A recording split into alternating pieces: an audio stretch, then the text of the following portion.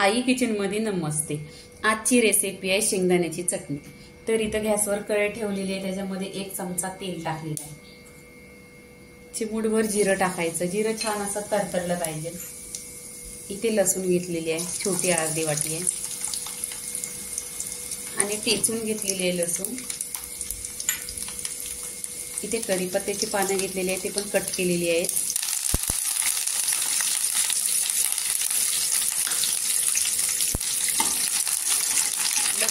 लसणीला golden colour आला पाहिजे इथे, म्हणजे लसणीचा टेस्ट उतरतो।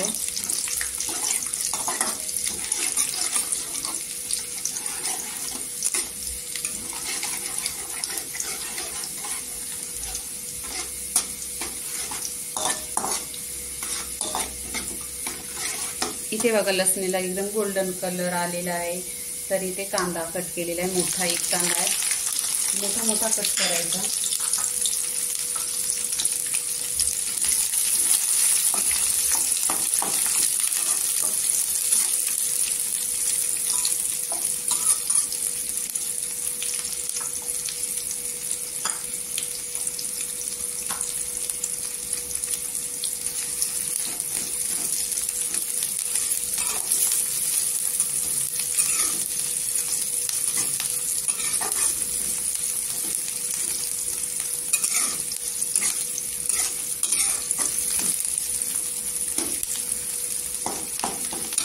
आणि कांदा जास्त काही जाळायचा नाही, गोल्डन कलर करून घ्यायचा आहे।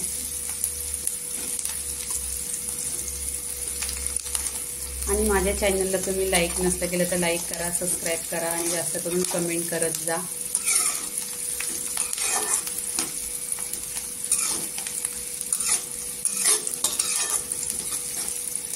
आणि ही चटणी बनवते 1 नंबर टेस्ट आहे।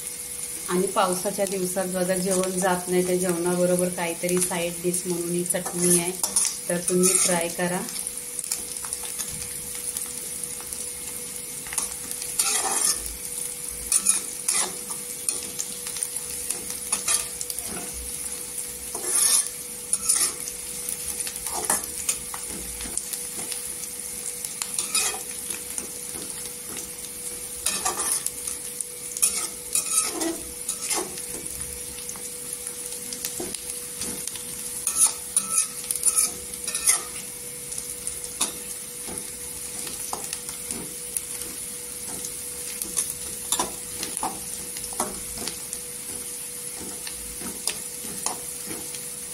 तर इथे कांदा बघा गोल्डन झालेला आहे। चवीनुसार मीठ टाकायचं।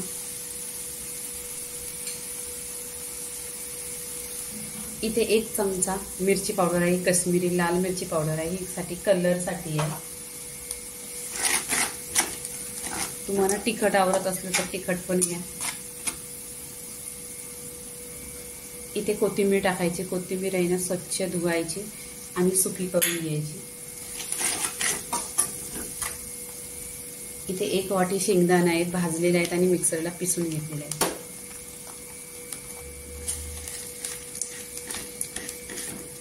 इथे तेलावर परतून घ्यायची।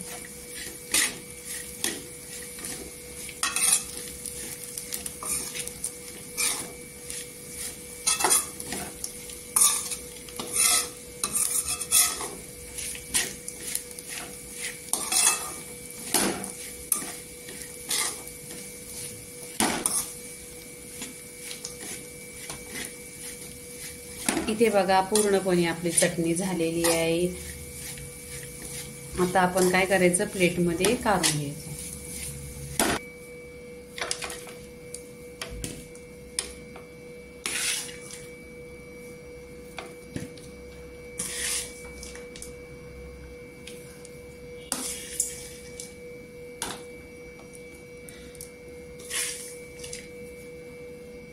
इथे बघा आपली चटणी प्लेटमध्ये ठेवलेली आहे।